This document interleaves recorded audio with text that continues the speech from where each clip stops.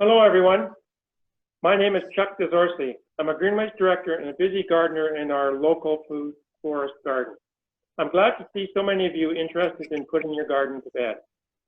This is the 6th gardening course we are presenting via Zoom. As a nonprofit organization, we thank you for helping support our online courses. I'd like to thank Lydia at Greenways, who has pulled all this together and has done a job on courses from the classroom to the computer, managing all the technology to make it happen. Today's course is about putting the summer garden to bed, tucking in the overwintering crop, garlic, and other late season plantings, collecting seeds, transplanting, and potting up. Elaine Codling is our instructor. She's a permaculture design consultant and teacher with training in both Canada and Australia. She has been gardening organically for nearly 30 years. Elaine has had a lifelong interest in food security, community development, self-sufficiency, and restoration of natural systems. I've been privileged to have Elaine as a consultant at the Campbell River Hospital Forest Garden, and I know you will learn a lot. She will help provide you with invaluable keys to successful gardening. If you'd like to get involved with Greenways and find out all about some of our initiatives, from environmental restoration to food security, have a look at our webpage or Facebook page for more information. Okay, Elaine, over to you. Thank you, Chuck. I seem to be having technical difficulties here. I don't know, can you see this screen? Lydia? Yeah, hi everybody, sorry. Yes, Elaine, I was on mute. I can see your screen. Let's see, we're still busy admitting people that are joining right now. And I think... I have nothing on my screen. Yeah.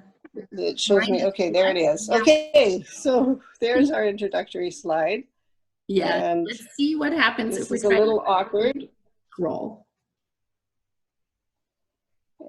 So Chuck has already introduced me. Oh, well, that's very strange. Now it's gone again. Okay, well, I'm going to work from my computer slideshow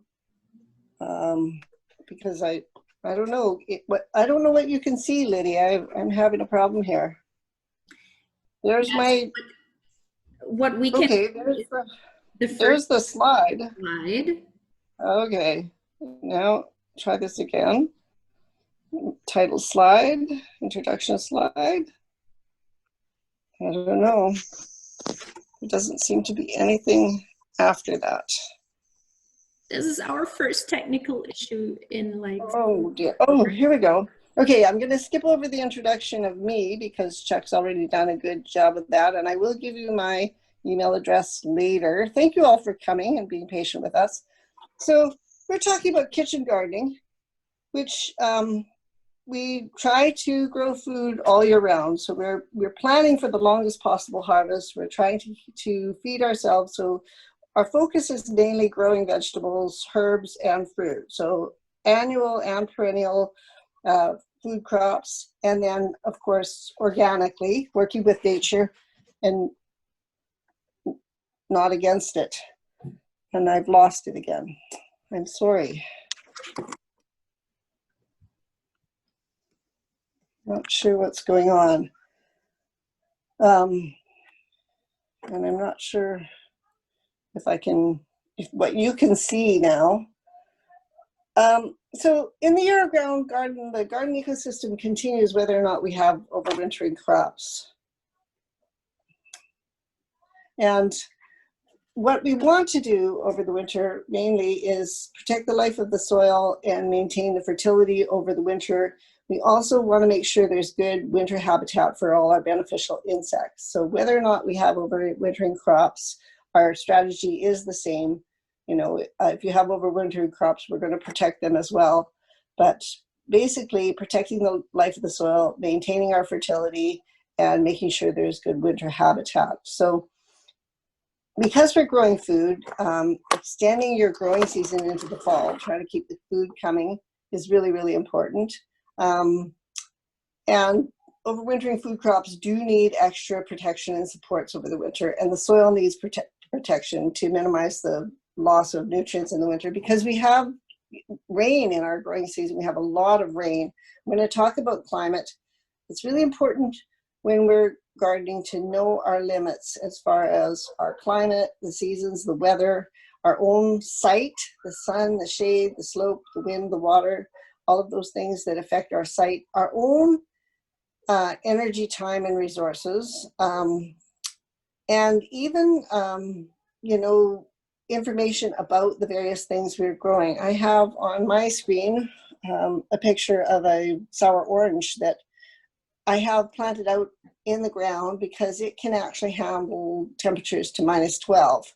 I know that's its limit, so if I have weather warnings that say the temperature is going to drop below that, I know I have to protect it.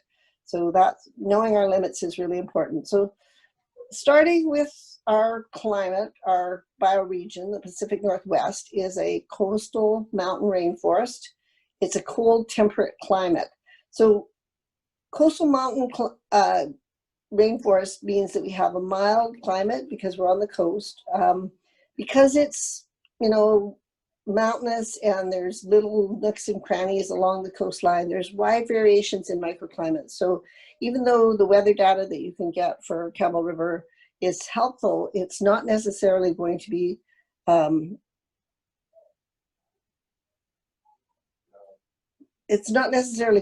accurate for your particular place. And I know you don't see this. I'm not sure how to do this. I'm going to try loading this one more time, and I can figure out why I'm not getting slides.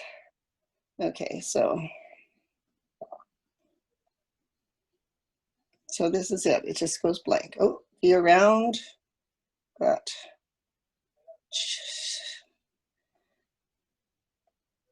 knowing our limits, there's the orange tree, Uzu orange. It's a sour orange. It's a lovely, lovely tree, very prickly. I think I could grow it outside the fence. The Pacific Northwest, our climate, which is gives us the wide variations in microclimate. We have very thin soils. The thing about rainforests is most of the biomass is contained in the trees. And once those trees are gone, then the soils are quite thin. And then of course there's the torrential rain in the winter and we get frost. And so our summer climate is also difficult because we get all our rain in the winter and we get drought in the growing season. And so in the summer, it's all about trying to retain moisture in the soil and watering well and protecting things from hot, dry winds. Oh, now I've lost it again. I'm very sorry about this. Getting quite frustrated.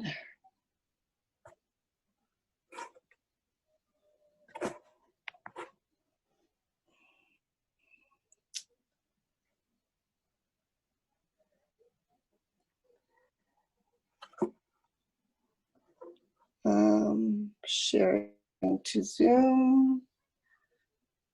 Copy to Zoom. Okay, we're at the beginning.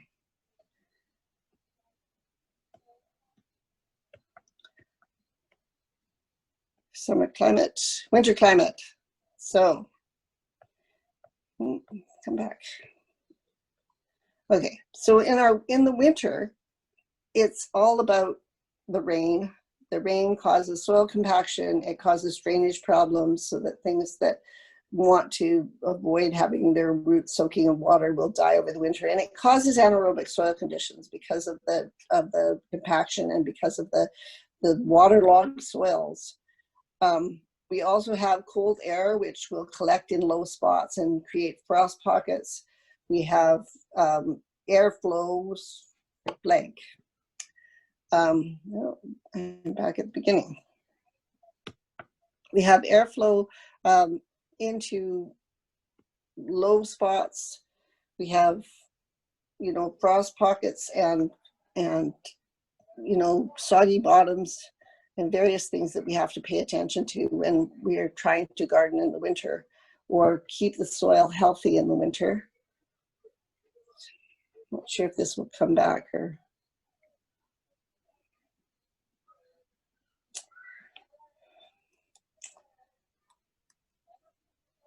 So the other thing is the high winds. You get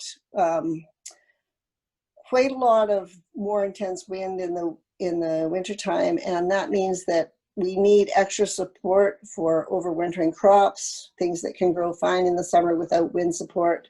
We need extra support for perennials and fruit trees. And keep in mind that your summer wind and your winter wind directions may be very different.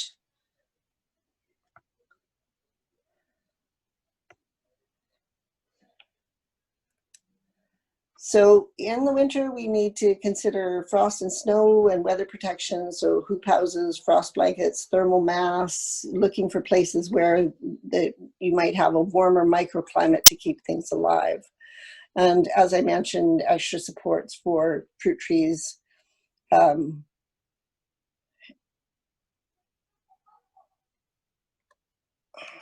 going backwards, sorry.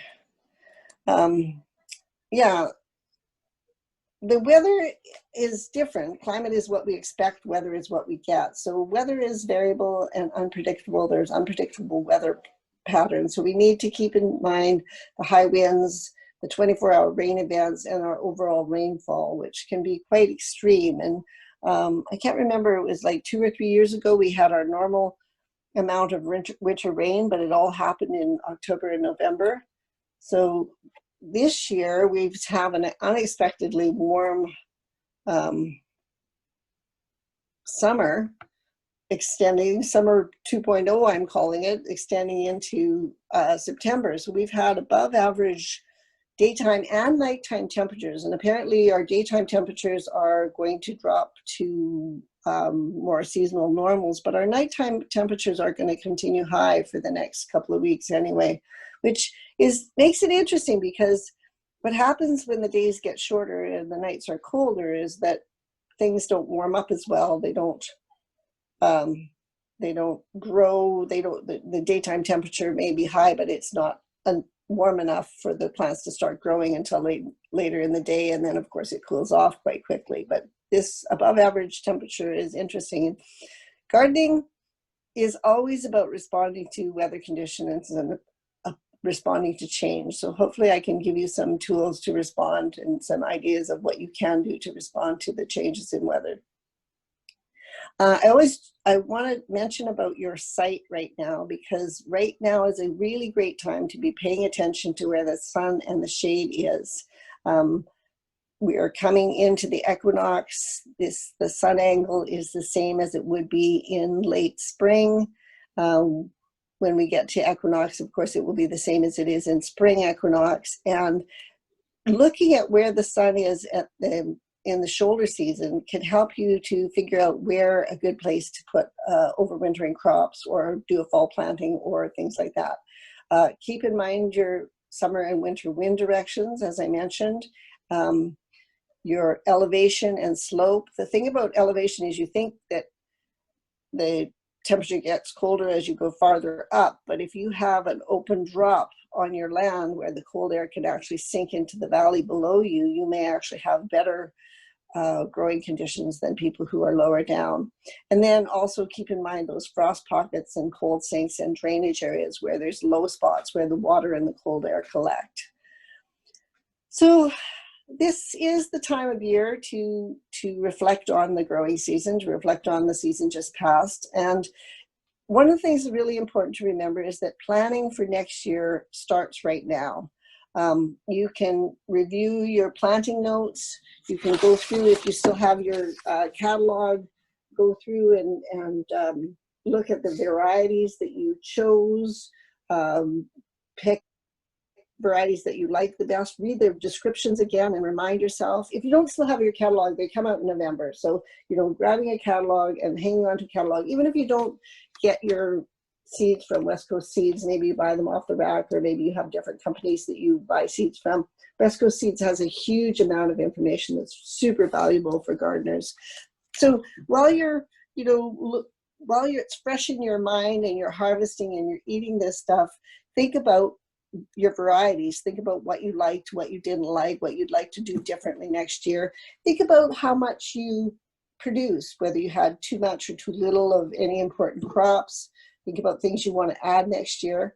The thing about, figuring out how much to grow is tricky. You can go online and you can even find sites where you put how many people in your family and how much you should grow for that number of people. And I don't know about you, but I've looked at that and gone, wait, no, that's nowhere near enough for us, because it depends on your personal preferences. You may want more than what the site thinks you would want, right? So figuring out whether you've grown too much or too little of crops that you like, now's the time to do all that.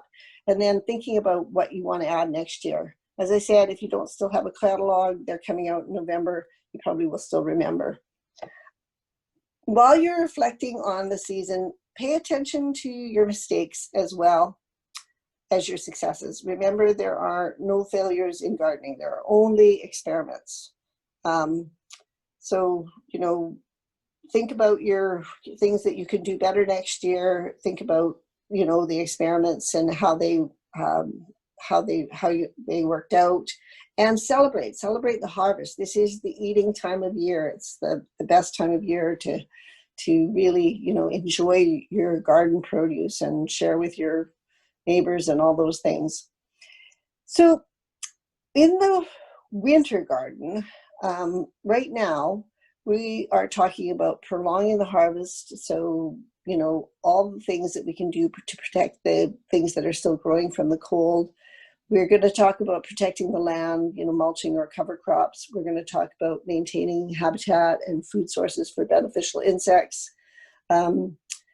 So as far as prolonging the harvest goes, what do you still have in the garden? What is still producing? Is it still producing? I have broccoli, summer broccoli, that is side shooting. So I've had a number of feeds off this summer broccoli, and it looks like it's still producing. It's slowing down, but if I can protect it, if I can cover it, if I can prevent it from getting cold, it may produce for another month. It is summer broccoli, so it's not frost resistant. The frost will damage the florets, but if I can keep it covered, I may be able to get, especially with this fabulous weather, I may be able to get broccoli, 2 or 3 more meals from this summer broccoli. I also have cabbage side shooting, because I harvest with a knife and I cut things off at ground level. I've got my Savoy cabbage with three little tiny Savoy heads on as side shoots, which is lovely. It's a bonus. I also have a whole bed full of peppers that are not close enough to ripe for this time of year.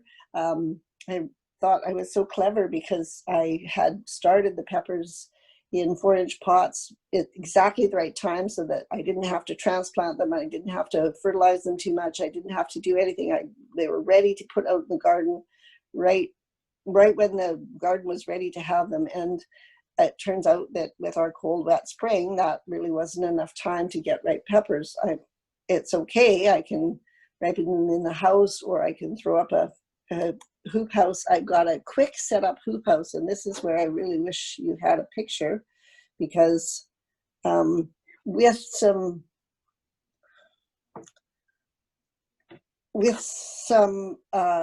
conduit and some rebar, basically rebar stakes that are about 30 inches, maybe 36 inches long.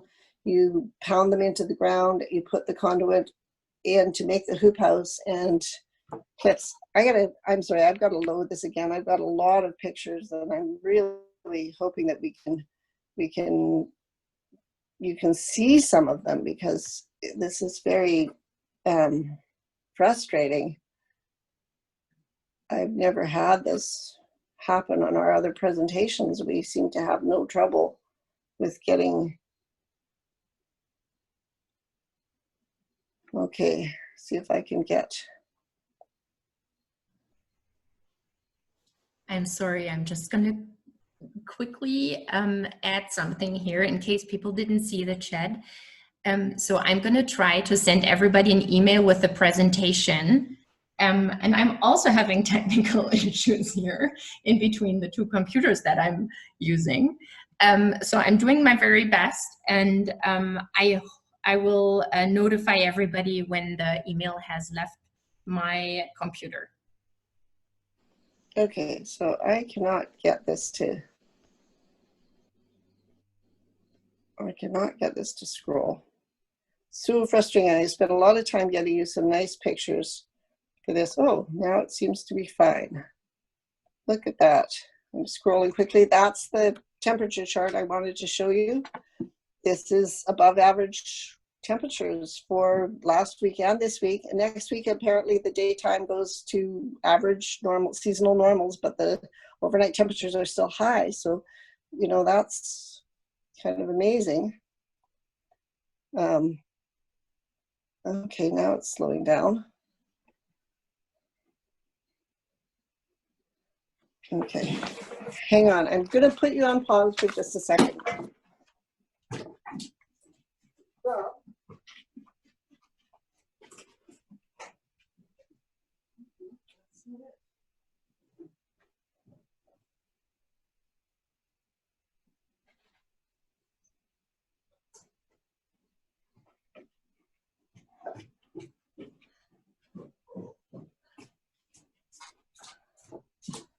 Sorry, I was hoping if I poked the Wi-Fi it would help, but I've lost you again. I'm really disappointed. I hope that sharing my whole something. I got a message from someone saying with some support, some idea. Did you get that, Lydia? There was a chat box that made someone was making a suggestion. Oh, I didn't get that. I see that somebody says, no worries, it's all good, but no, it's not, and we're extremely sorry.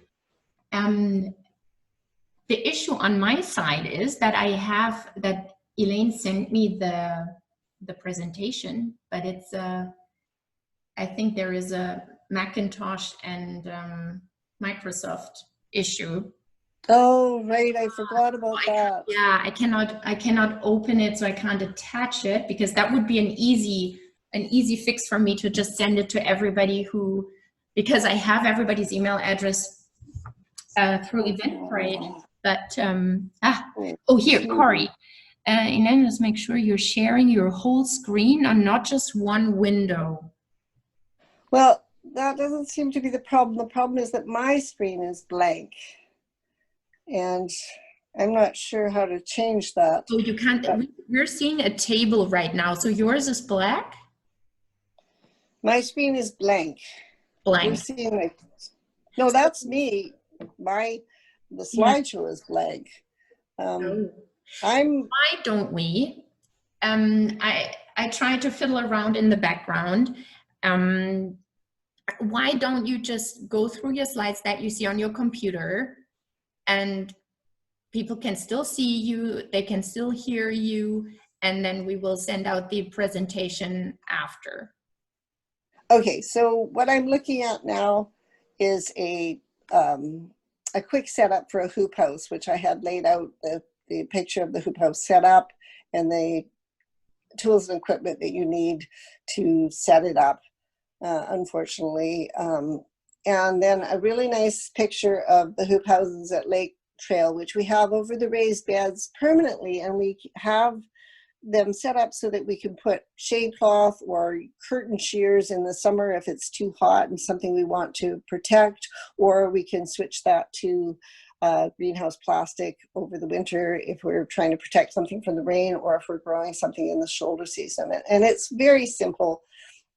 It's a very simple, you pound in the stakes along the edges of your bed, you put the electrical conduit to make the hoops, and then you have clips that you can clip the plastic to the hoops, and or the shears or the shade cloth or whatever to the hoops. And it makes a very quick, simple system that you can respond to conditions with. You can either put up plastic, or you can put up shade cloth, or you can put up whatever you need, whether it's floating row cover or remay.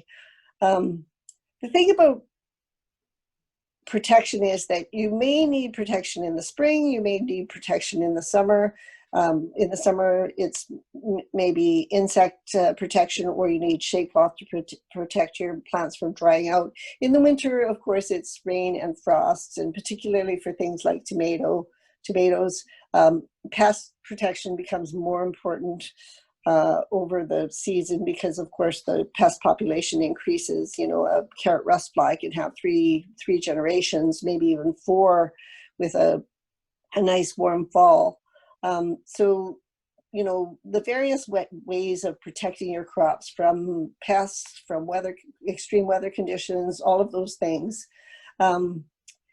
The wind support is really important, because winter winds can actually blow down and uproot crops like broccoli or cauliflower and cabbage, things that can grow fine without support in the summertime. I use those big tomato cages. Strangely, I've never found them that useful for tomatoes, but those big tomato cages, and try to put them over my summer planted overwintering cabbage family crops right when I plant them, so that they're there. And you know, that gives them protection from the wind. If you are planting shrubs and trees in the fall, fall being the second most popular time to plant trees and shrubs, you want to make sure that they all have more than one support. Mainly because a tree planted in the fall is not going to have the chance to develop its root system as readily. It's going to be exposed to those winds where, you know, with a root ball that's just sitting in the ground. Floating row cover, I mentioned, it's a great one to protect your late season crops. If you're planting carrots in July, you put it right over right away, and you keep them covered all summer and into the fall. And you don't take that away until October, middle of October. On a normal year, you might even want to keep it till the end of October this year, depending on whether we actually get a cold snap. Keep in mind that floating roll cover doesn't actually provide rain protection. So it's not something that is going to protect rain, and it's not something that is going to mean you have to water. One thing about putting greenhouse plastic over your tomatoes is you actually do have to pay more attention to watering, or over anything you have to water. Floating row cover can also increase the temperature by 2 degrees. So it's a great one for fall and spring. It's not so great, especially for cold season crops in the summer. It's not shade cloth. It's a different thing entirely. So that's one of them. One of the things you have to keep in mind is the appropriate cover at appropriate times. And you don't need to have the hoop houses. You can put the plastic right over the crop, depending on the crop, as long as you're not crushing it. You can use tarps, which you have to take off in the morning and put down during the day, put on again in the evening. You don't have to have the expensive high-tech materials. You can actually do it simply with old blankets, old sheets, things like that. You just have to be more active about it if you're using those kinds of things. The nice thing about floating row cover or greenhouse plastic on a hoop house is that you can, no, I'm saying row cover, often known as Remay, floating row cover. Remay is a brand name. The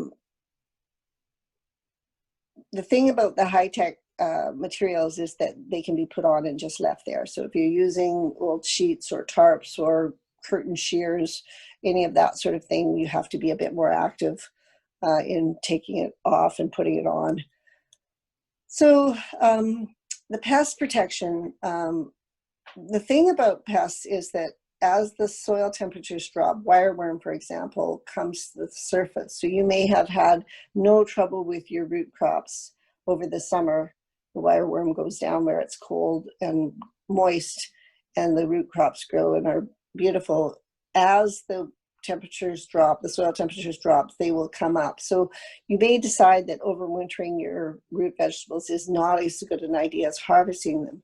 Keep in mind that root vegetables store best in cold, moist conditions, which is the opposite of a fridge. The fridge is cold, dry. So a root cellar, which almost nobody has anymore, or some, even a fridge that isn't a frost-free fridge is probably a better choice. But depending on your site, whether you actually have a problem with wireworm, and your storage facilities, and the volume of your crop too, because obviously potatoes in a brown paper bag in a kitchen drawer will last for several weeks.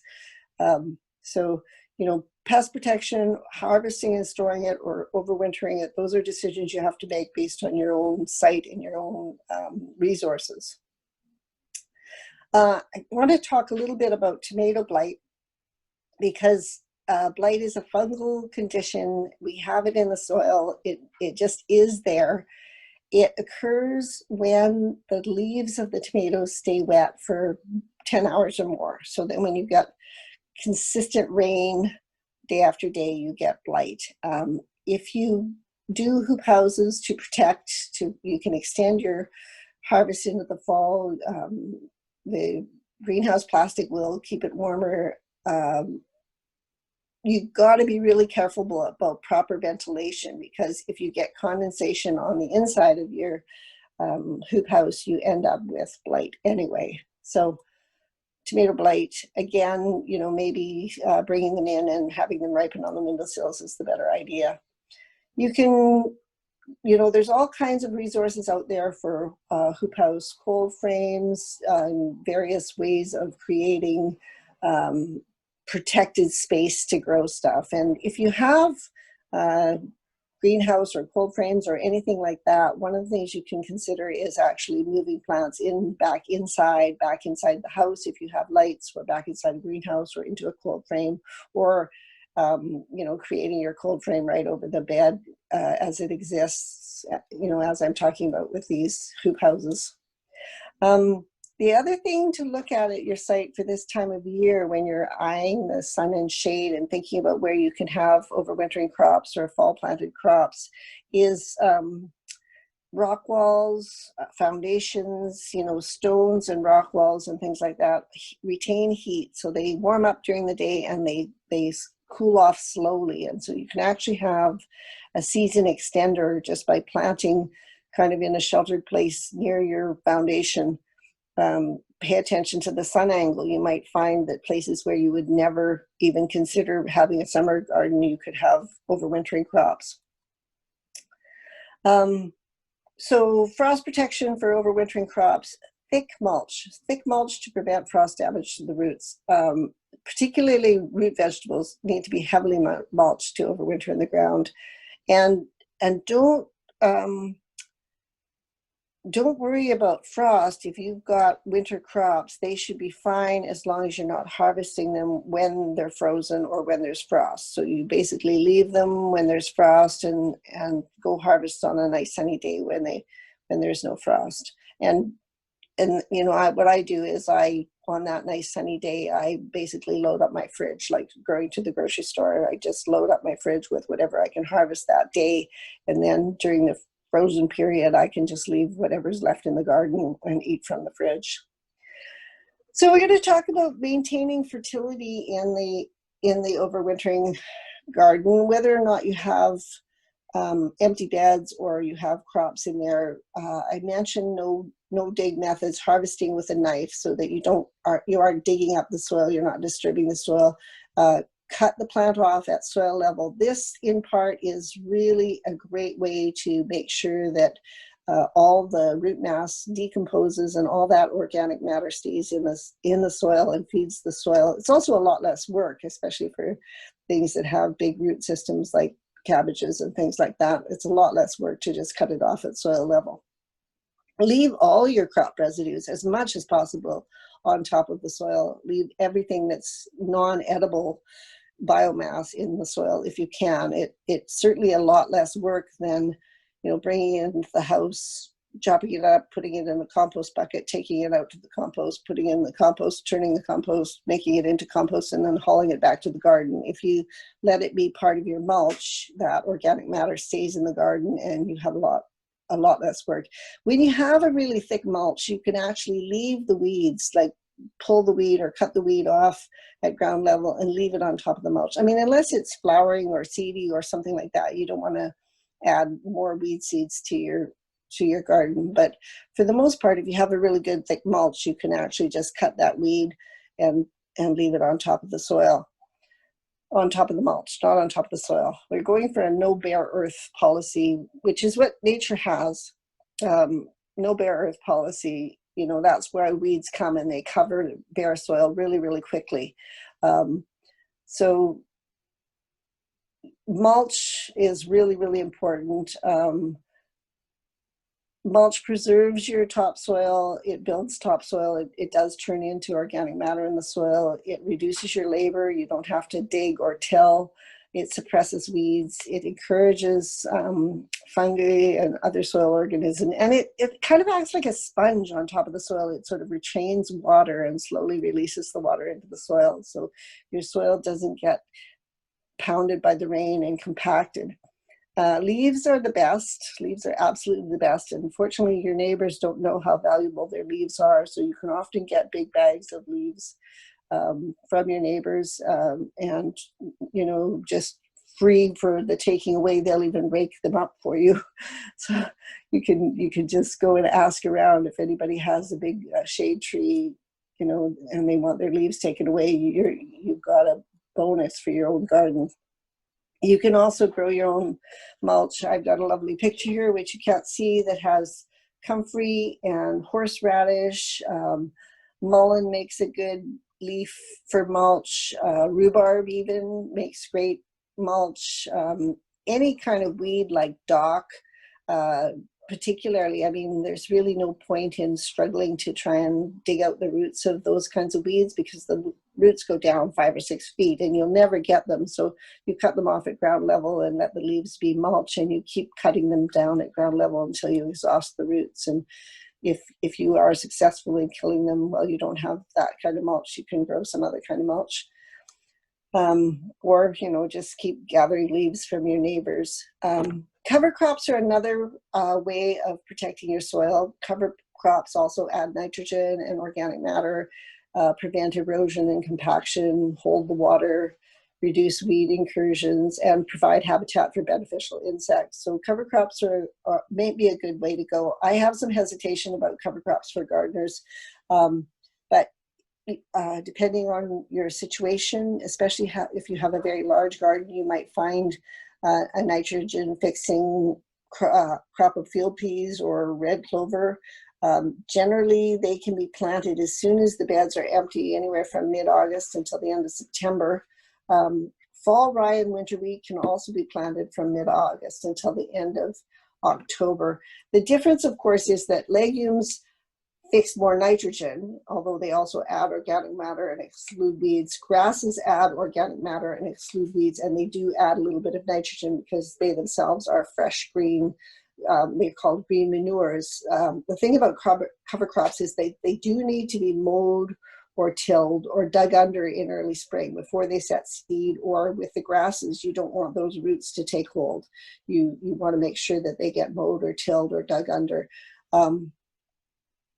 So whether you do a mulch or a cover crop, it largely depends on which works best for you. I mean, there's a really good reason why cover crops are preferred by farmers. It's really hard to get enough mulch to cover large areas. But for gardeners, I find myself that using legumes as a part of my normal crop rotation and using mulch to cover the beds in the winter is a better choice for me, because then I don't have, for one thing, there's less work. I don't have to mow or till.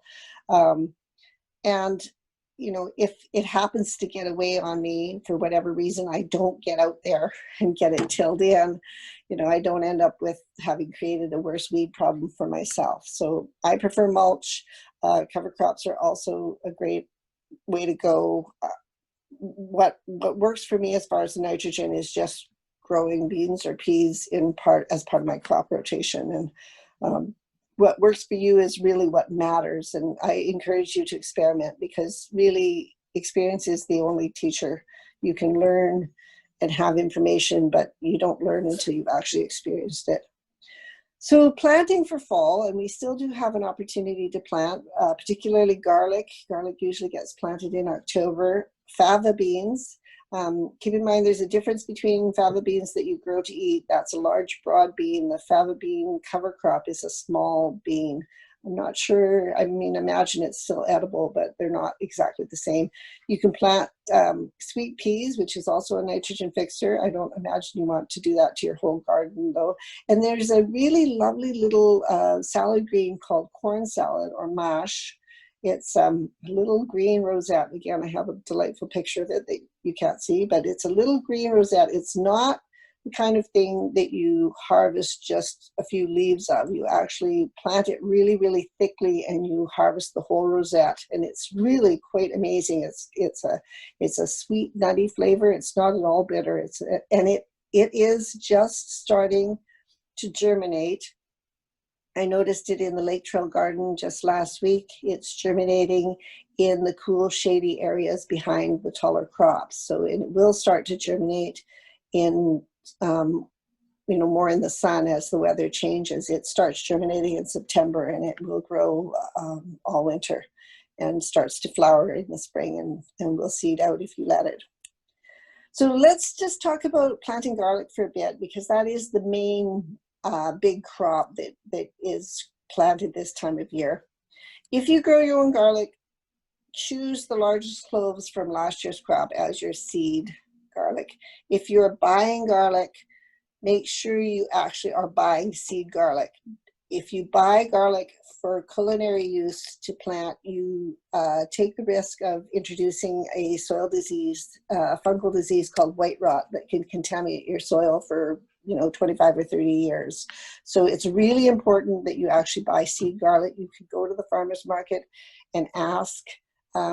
There's several farmers in the valley who do grow seed garlic.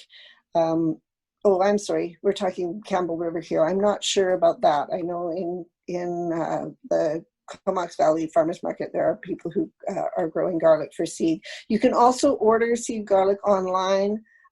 There's a number of garlic farms, Boundary Garlic in the Lower Mainland. Norwegian Creek garlic is the new one we just found this past year. So you can find seed garlic either locally or you could order it. You need to order it right away though, because it's being sold and you want to have it probably in the next 3 or 4 weeks to plant.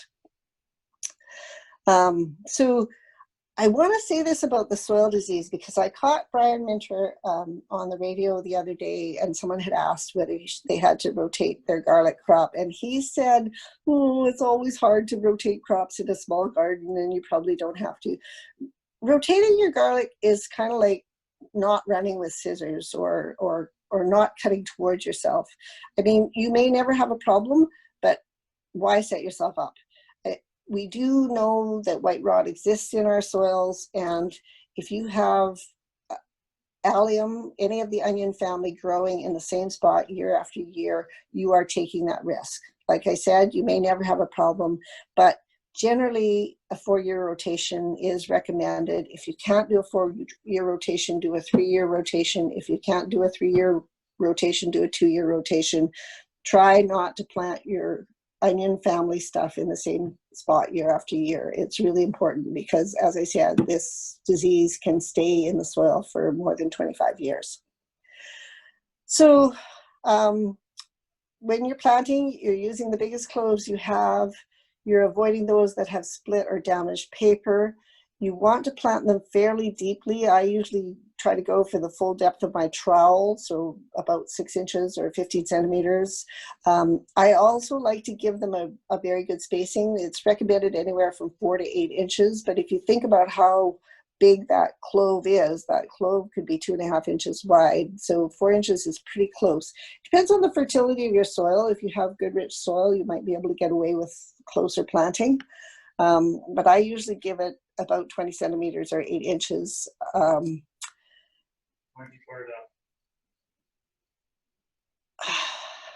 So when to plant, and we had a question actually come in before about planting bulbs, and garlic is a bulb. So when you look it up, they say anytime between the end of August and the end of November. It's too warm right now to be planting any of your bulbs. My target date for planting garlic is the Thanksgiving weekend. You can plant it right to the end of November if the ground is still workable. If you miss that window, you can plant it as early as possible in the spring. Keep in mind that spring planted garlic is not going to be ready to harvest as soon, and it's probably not going to be as big, right? Ideally, you're planting your garlic with enough time for it to set roots, but not enough for it to grow, for the growing trips to break through the mulch.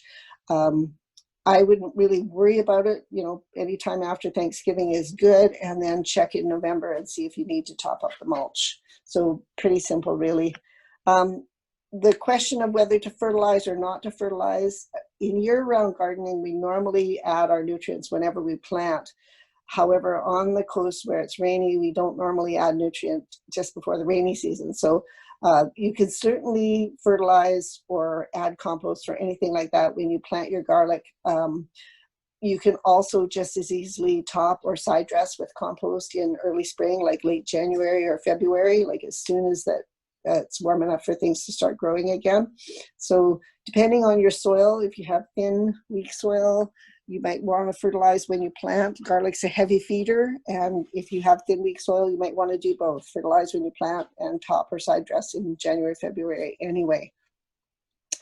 Just want to mention that Arzina Hamir is going to be giving a presentation on growing garlic. So a whole hour or whatever it is, an hour and a half, I think, on growing garlic for Lush. It's a Zoom presentation on the 17th. I don't have the details, but if you look up Lush or if you see it on Facebook, you know, you'll be able to find it. Arzina Hamir is a local organic gardener here in the Comox Valley, and she grows beautiful garlic and is really knowledgeable. So I highly recommend tuning into that if you're keen on your garlic.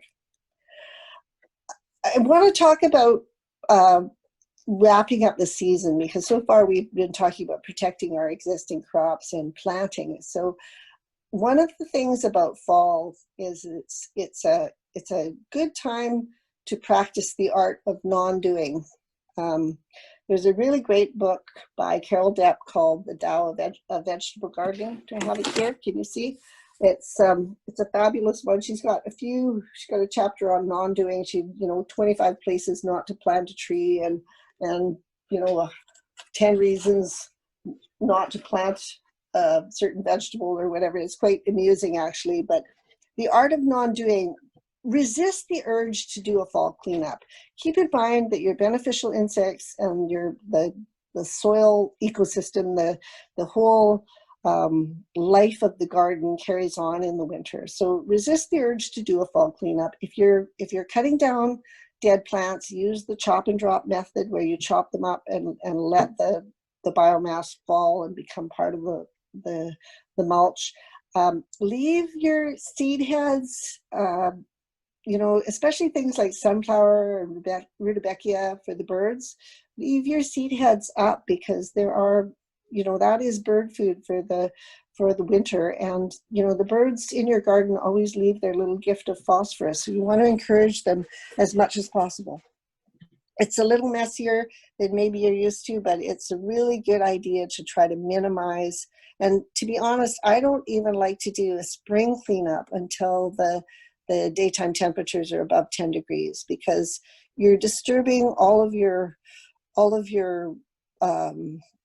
garden ecosystem and making it more difficult for your beneficial insects to survive. So just, resist that urge to do fall cleanup if you can. Letting some of your annuals and biennials self-seed is a really, really good idea. A few years ago, I had lettuce self-seed. I've got more lettuce going to seed in the garden right now. I had little lettuces cropping up everywhere, and it was great because I just would scoop them up with my trowel and put them in the bed where I wanted them to be. And we had really early lettuce that year. It was fabulous, because those self-seeding lettuces will start to grow long before the soil is workable. And when plants self-seed, they actually start to habituate. They start to adapt to your own garden microclimate. So that's a good thing. Parsley, I've let parsley self-seed, and I've got virtually perennial parsley now because not all the seed comes up every year. So parsley is a biennial, right? I have parsley going to seed every year, and I have fresh parsley coming up every year. I've never had to plant parsley since. Saving seeds is also a really good thing to do when you're harvesting your bean crop. You might find dried beans in the dead plants, or if you have fall planted peas and you're harvesting peas, you'll find peas that have, you know, overgrown. I mean, those beans and peas are still edible. You can shell them and put them in soups and things like that. But if you are saving seeds, those are the low-hanging fruit for seed saving. And I would really encourage you, you know, no matter what level of gardening you're involved in, is try to make a habit of saving some seed, because that's where your food security really comes from. Saving seed and letting things self-seed can actually give you crops sooner than you would normally get them. Fall is a great time to propagate. You know, once you've got the annual garden put to bed and all snugged in, you can look at your perennial beds. You can dig up and divide your rhubarb, your chives, your Welsh onions, all of those annual crops. You can lift and separate your asparagus crowns if they're getting crowded. You can also pin down and layer a branch of your favorite perennial herb or shrub so that you can clone it in the spring. It's really, once the annual garden has been put to bed, that a lot of the fun in the perennial garden starts. The other thing that I have done and, you know, is fun to do is actually pot up some of your remaining plants. Many of our favorite garden vegetables are actually perennials in hot climates. So tomatoes, peppers, basil, all of those are perennials in the subtropics, and they can all be grown indoors under lights. Generally, what I would do with a basil plant or a pepper plant is prune it for shape and size, and then dig it up, and with really good indoor potting mix, put it into a pot that's much larger than the root ball. The thing is that outdoor garden soil is really much too heavy for pots. So when you're transplanting plants from the garden into pots to try and overwinter them in the glass house or indoors, you really want to make sure that they have lots of room for root and they have light potting soil to kind of counterbalance the heavy soil that you're digging out of the garden. You make sure that you remove any existing fruit and flowers, because basically your plant cannot do both. It can't develop roots as well as develop fruit. So if you're trying to pot it up to bring it indoors, you want to prune it and trim off any flowers or any fruit. Your vine tomatoes, this is a fun thing to do. Vine tomatoes, indeterminate tomatoes, don't stop growing. They keep growing. They're also perennial in the subtropics. You can cut a branch of your vine tomatoes, not a fruiting one, strip the lower leaves off and bury a good third to a half of that branch into potting soil and bring it indoors and have cherry tomatoes, for example, indoors for the winter. Unfortunately, our climate, because we're so rainy and, you know, overcast and low gray skies, just regular indoor light is not enough. You actually have to have lights unless you have a greenhouse or something like that. You actually have to have lights if you want to grow these things indoors.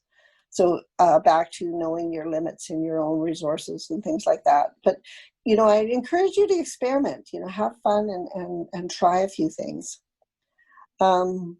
Lettuces, salad greens, herbs, all of those can be grown indoors. I have some immature lettuce.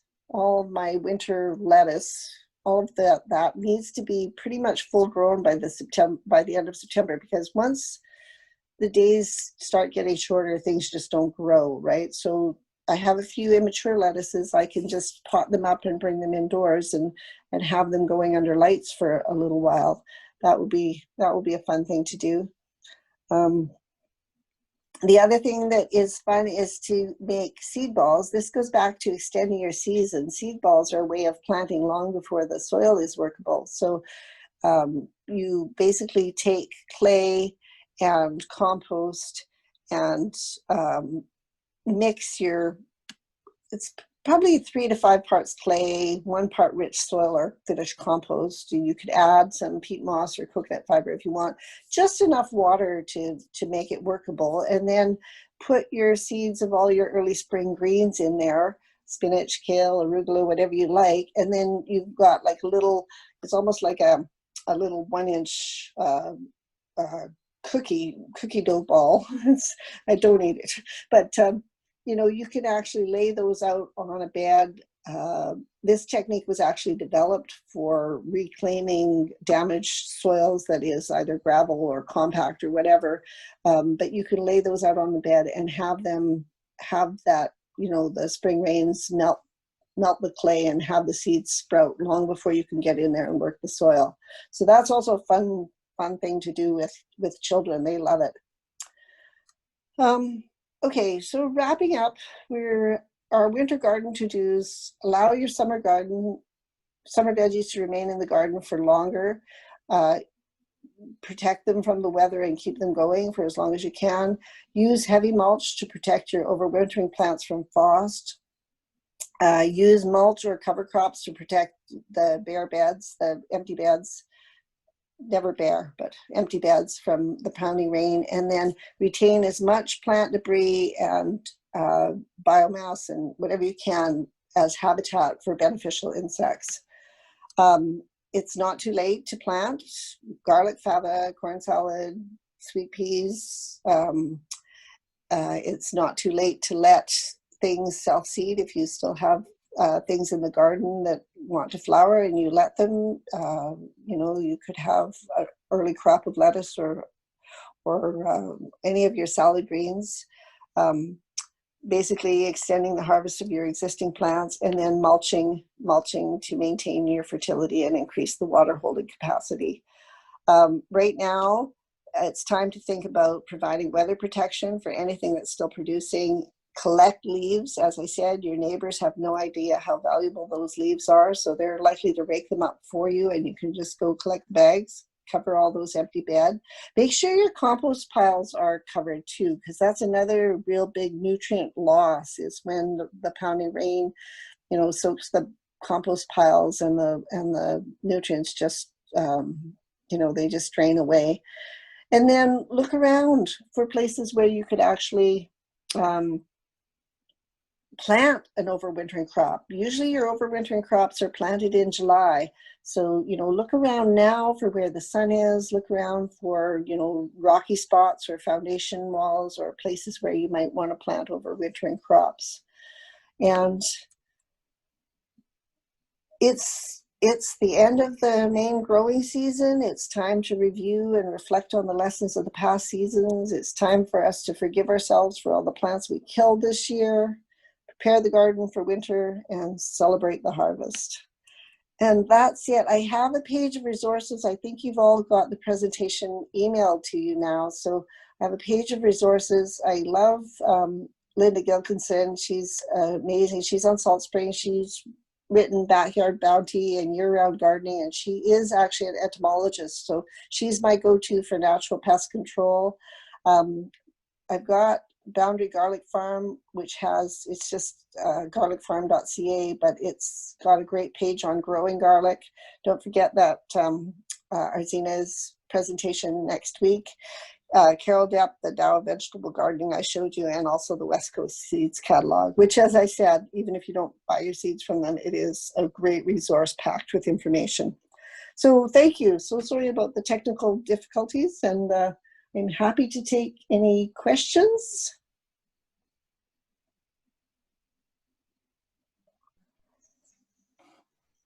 Hello, everybody. Thanks, Elaine. I hope you can hear me okay.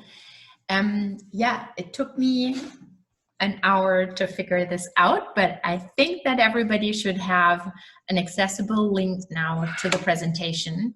Yeah, this was an interesting journey through going to Microsoft, downloading apps, changing. Oh my goodness, I'm so sorry, Lydia. I couldn't see the converted file. Oh, Elaine, oh, well. that was, we were spoiled with our 5 workshops that went way too well. So here we are, and we just admit that we were clueless. But thank you so much for sharing. Again, like your knowledge is just priceless. So I hope that everybody still enjoyed this session so far. And now we're moving on to questions. So please send them along if you haven't already. The chat is there and I can see your questions. So let me just see. I will just start with the first one here that came in from Tracy. And she asked, what kind of leaves are good as mulch? Are there any types of leaves that are no good? I haven't really, I mean, I don't particularly like needles and things, but they're, you know, those don't usually come down every year. I know people say not to use oak leaves. In Victoria, they actually get their oak leaves picked up by the city and taken away. What I used to do with my oak leaves is I would put them on the beds in the winter, and then I would rake them onto the pathways in the summer, and they actually kept the weeds down on the pathways, and of course you're walking on them and you're breaking them up. And then the following year I'd get another big dump of oak leaves and I'd put them back on the beds. I wouldn't leave the oak leaves on the beds as mulch for the growing season because they do leach something. Now I can't remember what the chemical is that they leach. That, I mean, it's really great for keeping weeds from growing in your path. So obviously it's not great mulch for your garden. Right, right. Tracy is specifically asking about a hop plant that she has, and she says it's really wild. It has a lot of leaves. And wondering if she can use that. Yeah, absolutely. I would be a bit concerned about any spent flowers or seed heads, because you could end up with hops growing everywhere. Oh. Anything that you let go to seed adds to your soil seed bag, so it adds to your weeds. One of the things that happened last year is my husband was putting the tomatoes that were not perfect just down on the ground and letting them be part of the compost. Well, I had tomatoes coming up as weeds all over the bed this year. So I'm like, please don't do that. I mean, if you're looking into starting a brewery, that might probably be good. No, you don't want your whole garden taken over by hops. But I imagine if you get it, the thing about hops is that they usually propagate from rhizomes. So I don't imagine that the seeds will be difficult to pull as long as you get them right away. Oh, right. Thank you, Elaine. So Lydia, we had some questions come in before the... Should we just go to those first? Yeah, I just see people are sending questions. So that's awesome. Thank you, everybody. Yeah, we had Christina who sent us an email ahead of time. And I'm just going to read out her first question here. She has a few, which is good. So she says, if I leave everything to prune in the spring, I can't manage because there's so much to do at once. Can I prune my Japanese maple before all the leaves fall off, or do I need to prune in the spring? Okay, so I first of all have to say that I am primarily a food gardener. So some of Christina's questions, I was like, oh dear. But I have connections. My older sister is a retired landscaper with decades of experience. So because Christina sent her questions in advance, I was able to give them to Colleen and I got answers. So Colleen says, prune maple when dormant before the sap rises in the spring, or even better, in the heat of the summer in July or early August. Pruning now would encourage new growth, which is very bad this time of year.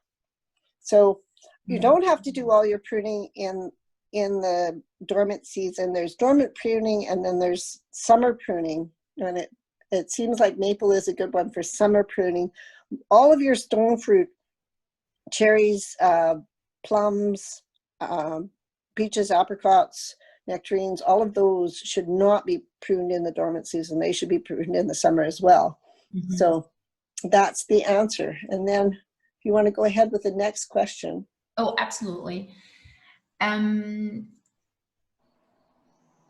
I have some genista, she says, that Lydia planted last year. I see my name there. That's confusing.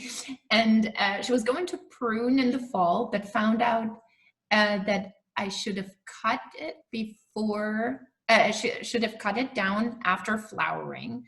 But I fear it will get too big and bushy next spring if I don't trim it down. Can I trim it now, or is that not a good idea? So Colleen recommends that you don't prune that, because even you know, it's actually easy to kill it if you prune it too much. She says a light shearing is all it needs, and you could certainly shear it now. Okay. So awesome. Thanks. Wow, you're a good team, Elaine. I know, I'm so lucky to have my sister. She really does fabulous ornamental gardens, and I hardly do ornamentals at all. So a win for me and a win for Christina. Awesome. And then Christina says, I have a yellow rudbeckia that I want to move. How do you pronounce it? Sorry. Rudbeckia? Rudbeckia? Yeah, that I want to move in my garden, but it still has new flowers coming up. Do I need to wait until flowers are done, or can I transplant now? Okay, this is the plant that I'm thinking of. It's a brown-eyed Susan. It's like a coneflower. It is actually fabulous bird food, and it's an annual. So if you want to move it, the best time to move it is if you let the seeds fall. It will sprout in the spring, and you can move it. If you can leave the flowers, this is one I would really encourage you not to cut back, because the birds really, it's fabulous bird food. I know it's a bit messy if you leave it up, but it's well worth it. And what will happen is the birds will eat it. They will spill some of the seed. You'll find Rudbeckia sprouting up in that spot in the spring, and you can just scoop it up with a trowel and move it to where you want it to be. Awesome. Thanks, Elaine. Next question from Christina is, do I cut down lavender to the ground? I wouldn't. Generally you shear lavender back to the green leaves, not to the wood. But Colleen actually commented on that, and she has observed that if your lavender is too big, you can splay it out, which is, you know, basically flatten it in a big well, I don't know how to describe it except for splaying it out, but basically flatten it to the ground. And leave it over the winter, and when you see new growth in the spring, then cut it back to the new growth. The splaying causes the new growth at the base, so you can cut it very low and then have a new shrub. And you prune it only when you start to see the new growth. Right. Okay. I bought daffodils, she says, daffodil bulbs, and she's wondering when the best time is to actually plant them, because on the package it says September, but she says it feels too warm for that right now. It's way too warm for that. I would probably wait until after Thanksgiving. Generally I wait for daffodils. Daffodils and garlic are both bulbs, and generally bulbs are, you know, later in October, early in November. On a year where the weather turned cold quite early, you could probably get away with planting them in September. But, you know, keep in mind that those packages are being sold all over. You know, they're not just local, but they're also being sold in Washington and Oregon and farther up north as well. So they're giving you a wide range, but yes, wait until the weather is colder. Absolutely. Okay. And then the last question from Christina is whether she can cut ornamental grasses down in the fall, or whether she has to wait for the spring. Okay, so I'm not sure which ornamental grasses she's talking about. Some ornamental grasses get cut and some don't. But if they are the kind that need to be cut, it can be spring or fall. They're a bit messier if you leave them to spring, but again, those seed heads are really, really popular with the birds. And, you know, keeping your garden ecosystem alive, keeping that bird food available is really, really valuable. So if you can handle the fact that it's a bit messy, don't cut them until spring. And if you really feel the need to cut them, you can maybe take a spray of the seed heads and prop them up in a bucket or something so that birds can still get some food. Yeah. Then an interesting question from Corey. Corey's wondering if lawn clippings can be used as mulch. I have used lawn clippings as mulch in my own garden, and as long as I'm on it, whatever seeds there, I do get a bit of grass seed growing, and as long as I'm on it and get them out while they're weak and young, that's fine. I made the mistake of using grass clippings as mulch at Lake Trail, and I'm only there, once or twice a week, and depending on what volunteers we have, the beds may or may not get weeded, and I ended up with some grasses rooting in the beds, and so now I have a grass problem. It's not so bad that I have to remulch. Like, I could sheet mulch. If it was really bad, I could sheet mulch with cardboard and kill the grasses that way, but it is annoying. So I would be careful, especially if the grass is seedy, or if you don't think that you're going to be really on it as far as your weeding goes, because there's likely to be seeds there. You will get a little bit of grass growing in your beds. Yeah. Okay, thanks, Elaine. And here comes the seaweed question from Judy. She's wondering, what about seaweed and when the best time in the year is to amend soil with seaweed? And she's wondering also if it's beneficial to break down or shred the leaves so that they compost more quickly. Not in the leaves. You don't want to shred in the fall because you don't want them to compost quickly. They're there to protect your soil from the pounding rain. So you don't want to shred them. You just leave them. If you were adding leaves to your mulch in the summer, maybe shredding them would be valuable. Personally, I never worry about it. I think it's just an extra step and they will break down in their own time.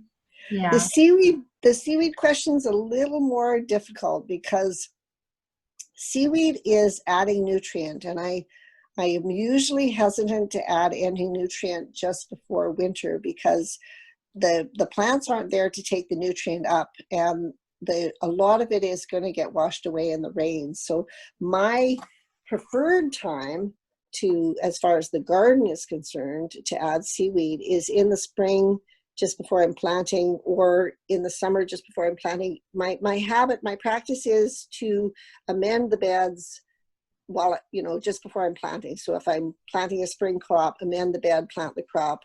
If that crop is being taken out and I'm planting a summer crop, amend the bed and plant the crop. The challenge with seaweed is you don't want to be gathering seaweed during herring season, and really sometimes the best time to gather seaweed is during the winter storm seaweed. When we get a big storm and the seaweed is blown up on the beaches in great big heaps, that's the best time to gather it. In that case, you may actually be adding seaweed to your garden in the winter time. I would probably try to pull back whatever mulch you have and then remulch to cover the seaweed, so that you could try to make sure you retain as much of the nutrient as possible. Thanks, Elaine. Then we have Brittany with a question, and she says, I have a very large spruce tree next to my garden, and in heavy winds, a lot of needles come down on some of my beds. Is this bad for the soil?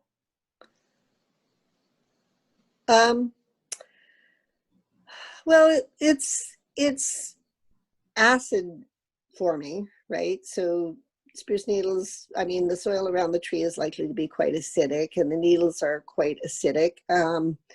Certainly probably not the best place to plant your brassicas, your cabbage family, which like quite alkaline soil. I generally amend my ordinary soil with, a couple of big fistfuls of eggshell or a couple of trowels full of lime when I'm planting brassica anyway.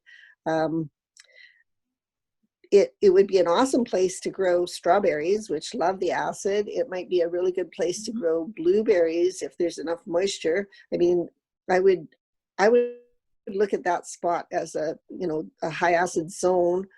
You can work against it and try to amend it, which might actually cause your tree to suffer, or you can choose some, you know, acid loving food plants to plant around it. Blueberries, strawberries, you know, I'm sure you can look up other things that like acid soil. And, you know, as a permaculturist, I sort of like go with the flow. That's an acid spot. Let's find something acid to put there. That's the least work. I mean, even raking up the needles, which is kind of a frustrating job, the tree itself prefers an acid soil. And so, you know, whether you're raking up the needles and adding lime, you might have some success, you might not, and you might just, you know, create problems for your tree. So that's a tough one.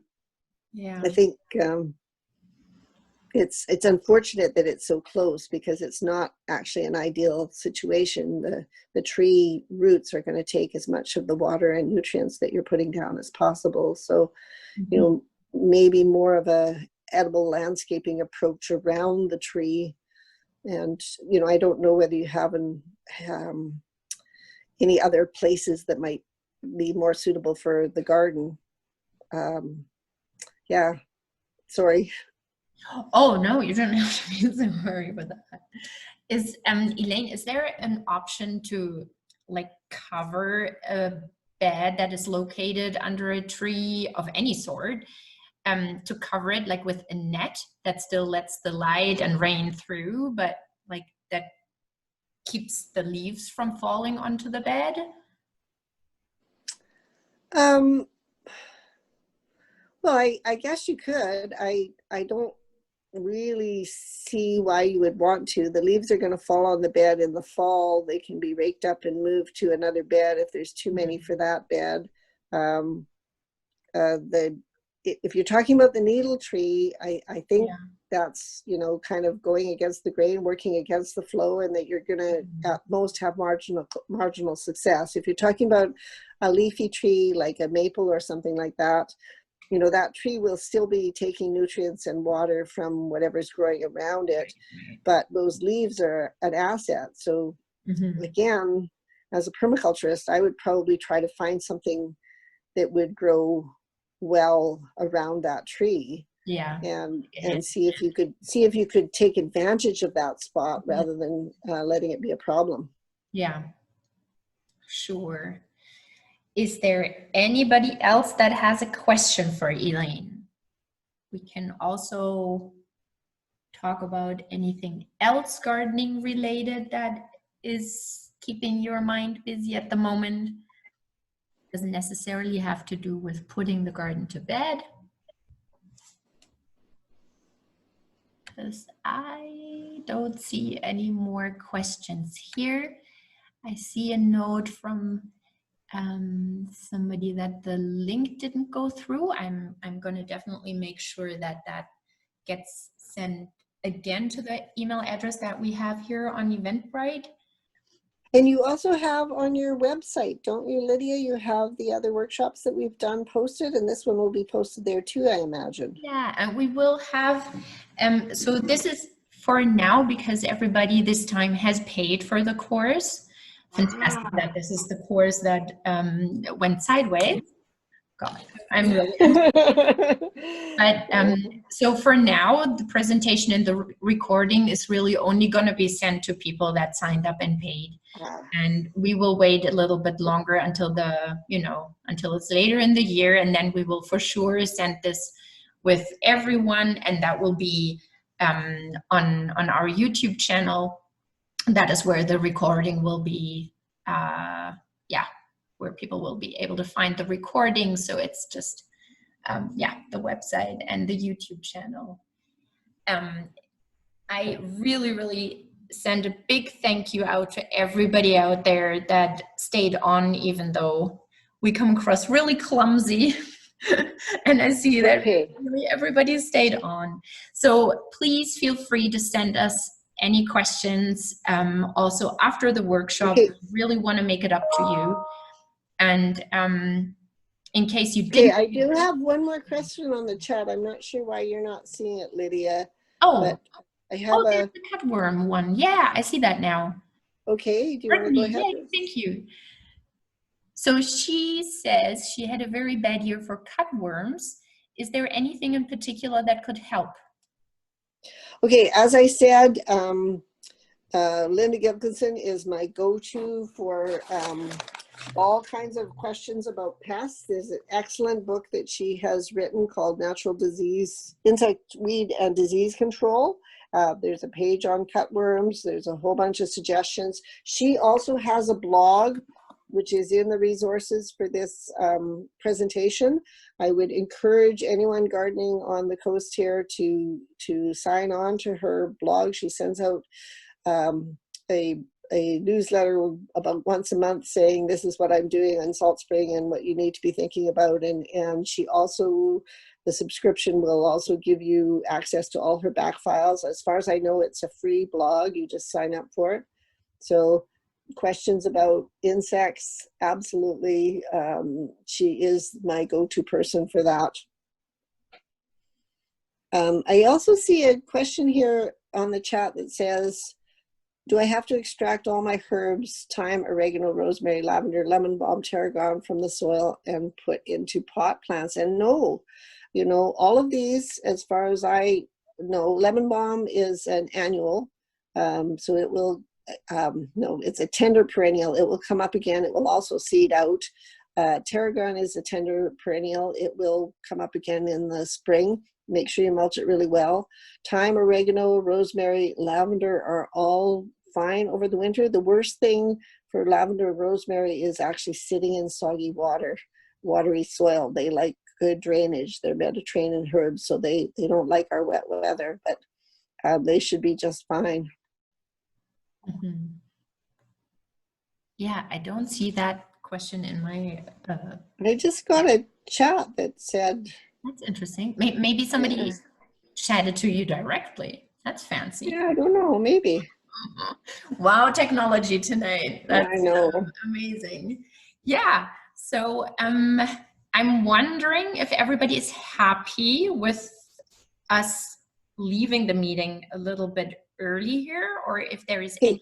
Hang on, Lydia, there's another one here that I don't think you saw that says, Okay, can I use pole beans plants as mulch? If so, what's the best way to do that? And how can I harvest seeds from the pole beans? So basically, what you're going to do is a chop and drop with the pole beans, starting at the top of the plant with a pair of shears or something like that. You're going to chop sections of, you know, 8 to 10 inches down and let them fall to the ground. As you're chopping, if you come across dry bean pods, you just you know, clip them off and put them in your pocket.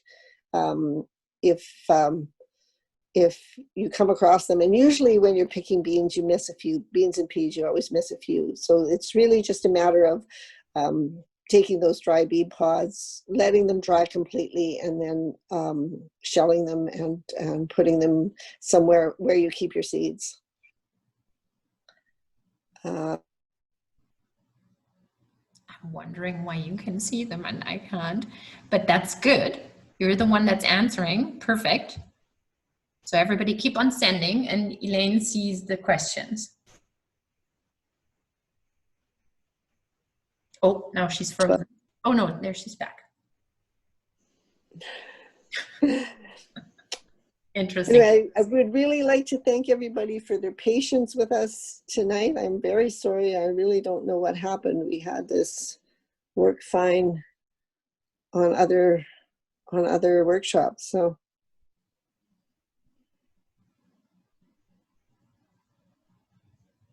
Oh yeah, Taylor just says that if people send a private chat to Elaine, then I will not see it. But usually I'm the host, and I have specified it so that people can only chat with me. So yeah, I don't know. We've done this so often, and it's full of surprises, and that's okay. The questions go to the right person here. Yeah. This has been interesting. Brittany says, even with the issues, she enjoyed the workshop. Thank you, Brittany. That's awesome. Yeah. Okay. So also, if anybody is interested in gardening topics that we haven't covered so far in our previous 5 sessions not, then yeah, send your ideas along, and we will make sure to keep Elaine very close, because she's our gardening hero. And you can also, if you have a bigger project for your garden, you can also book Elaine, and she will take care of you as an individual client, yeah, tackle your questions all like on site. So that is also always an option, no matter the time of the year, I guess, right, Elaine? Yes, absolutely. Yeah. Yeah. So thanks again, everybody, and please excuse our hiccups. Let me know in case you didn't get the presentation, and I'll make sure that this recording, which is not very presentable now without the presentation, but it doesn't matter. There is Elaine's beautiful face and voice, so we're still good. This will be sent to everybody in form of a link at the beginning of next week. Yeah, that's it from my side. Thanks, everybody, and I wish you a lovely evening. Thank you, Elaine. And thank you, Lydia. Again with a different topic. All right. Okay.